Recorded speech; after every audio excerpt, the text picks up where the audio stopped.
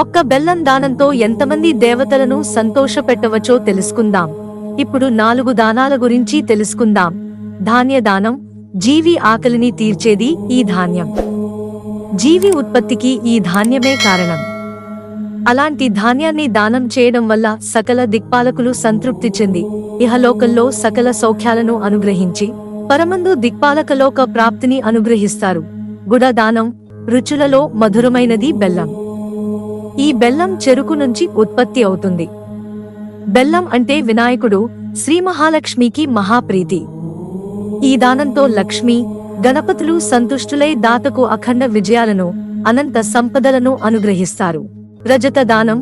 అగ్నిదేవుని కన్నీటి నుంచి ఉత్పన్నమైనది ఈ వెండి. ఈ దానంతో శివకేశవులు సంతృప్తి చెందుతారు.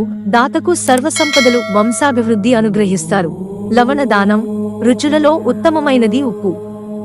ఈ దానంతో మృత్యుదేవత సంతృప్తి చెందుతుంది. ఆయుషు బలం, సంతోషాన్ని అనుగ్రహిస్తారు. వీటిని గ్రహణ సమయంలో చేస్తే దీనికి పడింతల ఫలితం ఉంటుంది. అంతేకాదు దానం భక్తి శ్రద్ధలతో చేయాలి గాని, దాన గ్రహీతకు ఏదో ఉపకారం చేస్తున్నామనే భావనతో గాని, నలుగురిలో గొప్పగా చెప్పుకునేటందుకు గాని దానం చేయరాదు. ఒకవేళ అలా చేసినప్పుడు ఎలాంటి ఫలితం దక్కదు. మిత్రులారా, ఛానల్ సబ్స్క్రైబ్ చేసుకోవడం మర్చిపోకండి. ధన్యవాదాలు.